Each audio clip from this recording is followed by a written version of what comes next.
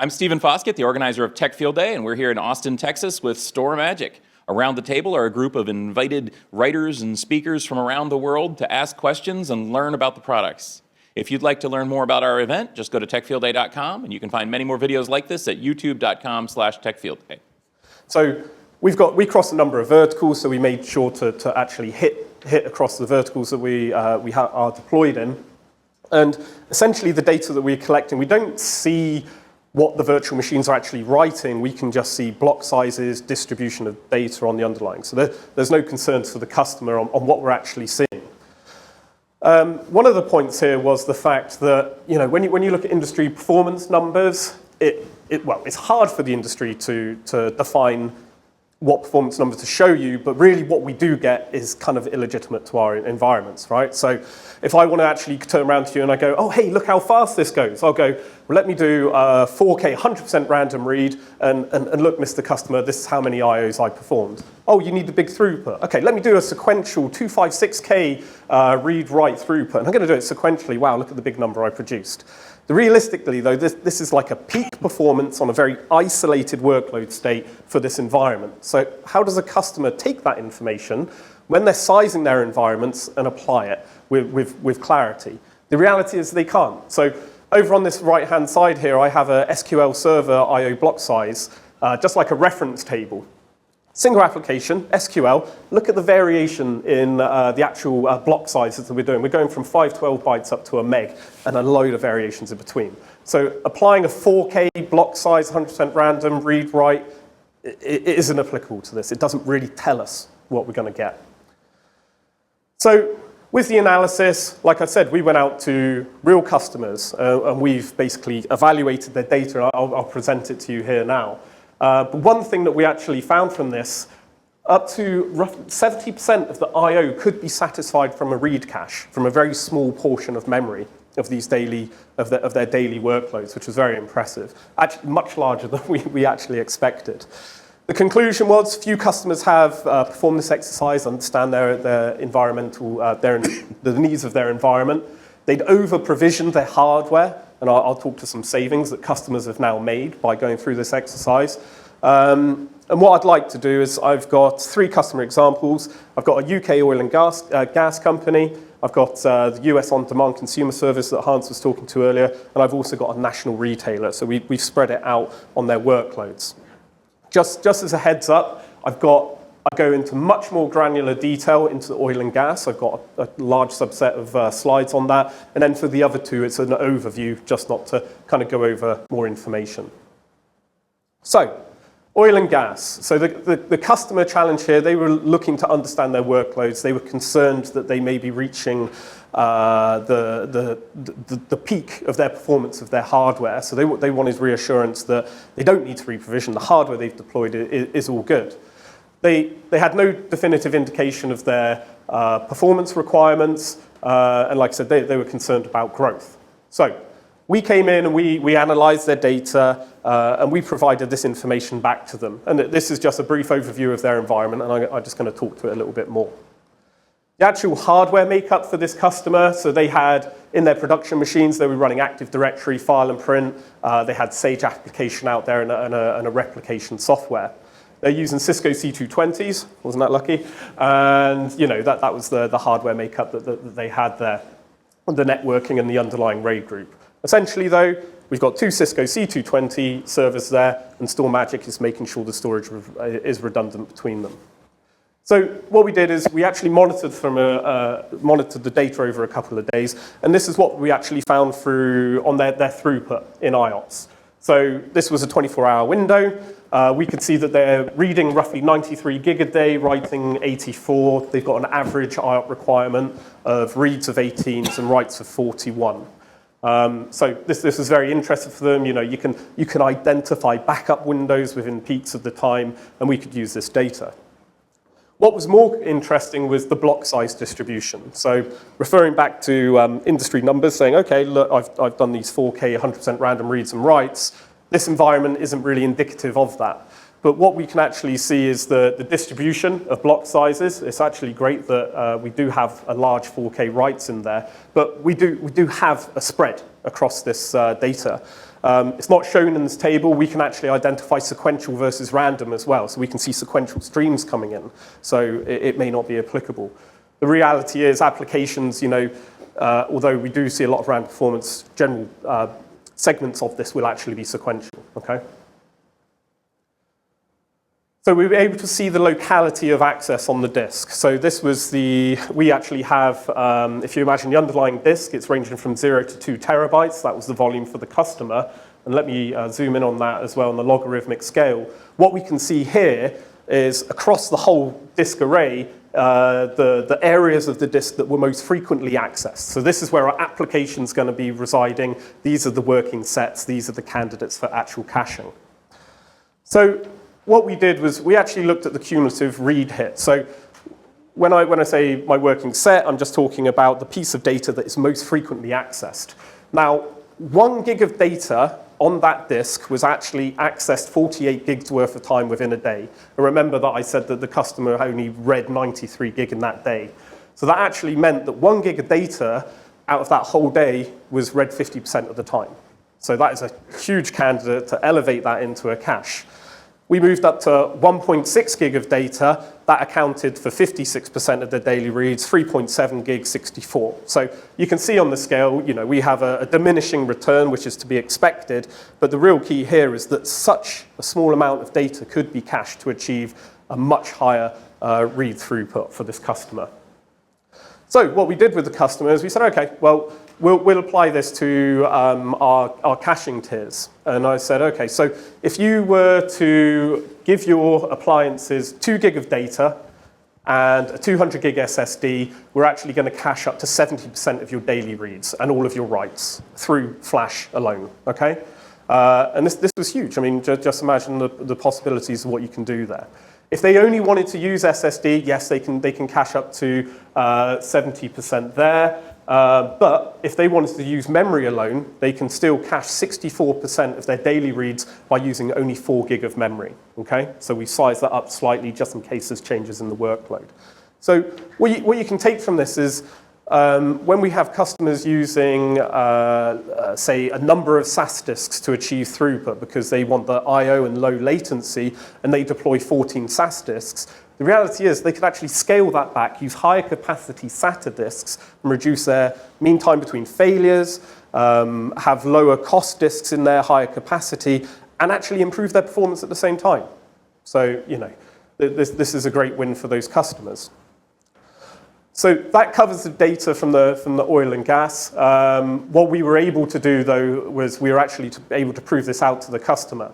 So that workload that we actually recorded, we had that. And what we could do is then replay it explicitly back on the customer environment. So I'm talking the exact patterns, the exact times. We could accelerate it or we could play it in real time. Just to prove out, look at the performance benefits that you can actually get from this. And then what they could do is employ a new hardware platform and actually test it against that and be confident that their daily workloads today will work perfectly on those platforms. Does anybody have any questions? Is this something that customers can generate on their own, or do they have to work with you? Not at the moment, yeah. So we're actually trying to find a way of making this available as a tool that people can use without necessarily having installed our software first. And then, go ahead. But this is something that's turned on occasionally to do a predictive piece of work that you then do the analysis. You're absolutely right. Rather than on-premises analysis by customer, which I imagine is also part of the roadmap. Correct. Yeah. So at the moment, so this has been worked with real-life customers, so they've already got us deployed. And as Hans says, it's been such an interest in it because of the data and the sizing that is possible from it. We're looking to work towards something like that in the future. Okay.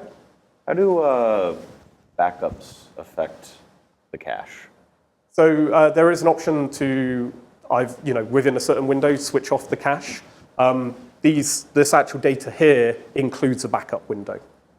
Okay, so you can imagine how much is cached, and you can see There's a solid bar of reads at midnight. Yeah, you can see, it's not as clear with this customer, but in one of the other customers, if I have the chart there, you could see that the backups were essentially hitting like 1 meg, so they're offloading 1 meg, backing it up, and then shifting it off to the cloud. So it was interesting to see that trend, but it's a good question. Any other questions? Okay, so I have two more customers' data. These are a bit more of an overview of these. So the on-demand consumer service, in their environments, they're running a network monitoring, on-demand and analytics applications in these remote locations for their cloud-based application. The challenge for this was they were actually moving. This customer already had they already had virtualized, but they had no high availability. So in each of the locations, they had two servers. They were already virtualized with VMware, and through the actual POC for us to collect this data, we deployed using virtual disks assigned to StorMagic rather than explicitly. So that this, just to be clear, that this was a prime example of a customer that is already deployed, being able to deploy our solution and get it up and running without actually going to the sites, reconfiguring hardware, reconfiguring the operating system. So this customer, though, was talking about a hardware refresh and was actually considering full flash because of the buzz around how flash is so inexpensive these days. The reality was that this customer really didn't need flash. I mean, through a daily workload, they were doing an average of 20 IOPS read-write. That is not a flash candidate. Yeah, you could probably satisfy that off a single disk and not really worry about it too much. They were reading 9 gig a day, writing 13, and they had a 40-60 read-write ratio. And we can see their throughput over a 24-hour period and the locality of access. This was such a lightweight user, and we actually found that they were rereading the same portion of data so frequently that using memory alone, we could cache 94% of their daily reads with only 2 gig of memory.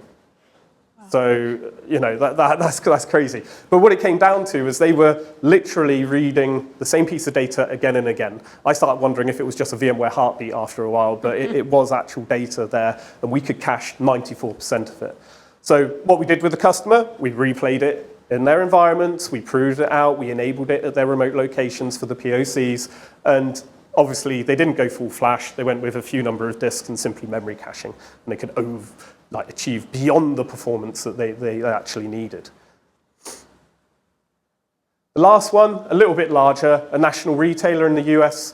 So they have point of sale, 78 other in-store applications. We can see retailers driving to more rich media content, videos in your face, pictures everywhere, right? So their data growths are growing, but at the same time, maybe where does their I/O sit? So this customer is actually a StorMagic customer. They've been a customer of ours for 4 to 5 years. They're actually going for a hardware refresh for over 2,000 locations. And with this exercise, it was what can we do and where can we cut the price? Because you multiply anything by 2,000, it's a big expense, yeah? So what we did is we profiled their current environments, and then we applied it to the model. So what we found out, if they used SSD and memory, 83% of their reads would be cached, and 100% of their writes. If they use memory alone, just 8 gig, because they were a bigger user, 60% of their daily I/O would actually be cached. So where we actually got to this customer, though, there wasn't the appetite for the SSD. Apparently, we could see in this data that it wasn't actually a requirement for SSD. They didn't have the high latency. Just using spinning disks would actually be fine. They went from a 14 disk in each host, 14 disk SAS, to it was 8 or 10 SATA disks. So bearing in mind, since the last refresh, their capacity requirements had tripled, so they wanted higher capacity, so they would have to have fully populated using SAS disks. But we got away from the SAS disks, reduced it to SATA disks, and then what we found was with actually just providing 8 gig of memory, we could over double the performance of what they were actually looking for originally, which was fantastic. Now, the customer can also future-proof himself here. So we're software-defined storage, right? So what's nice about that is these kind of features can be switched on and off. You don't buy a hardware platform and rely what's already built into the hardware. What you could do is actually run for a year or so and go, oh, actually, I can see now that actually switching this on will actually provide me benefit, and I'm a little bit close to my threshold, okay? So it really helps customers, because one of the difficulties, right, when we're looking at these environments, we're going, okay, one thing, what's the life cycle of the hardware? 5 years. What's my capacity growth? Okay, I'm going to check, I'm going to double it or something like that. That's relatively easy. But when you start looking at IOPS, trying to predict what the other teams, the application teams, are going to deploy to these environments, you have no idea. And the reality is there will be a new technology in 2 years' time that will require X amounts of I/O, and we may be in a sore spot where we go, okay, we actually need to refresh our hardware now. But what we can do with software-defined storage is simply switch on these features, providing additional memory in this respect to the appliances, which is in a surplus in these servers, and actually not worry about it at a later date. So working with these customers, this is one of the main focuses for me as well. What we did is we actually provided them great clarity into their environment. So they understand their workloads now, and they can actually leverage us in the future before deploying new applications to understand how that application is going to hit their environment. They could spend less on hardware. That customer, 2,200 locations, $14 million just by reducing that discount from one deployment to another. So that is a significant saving.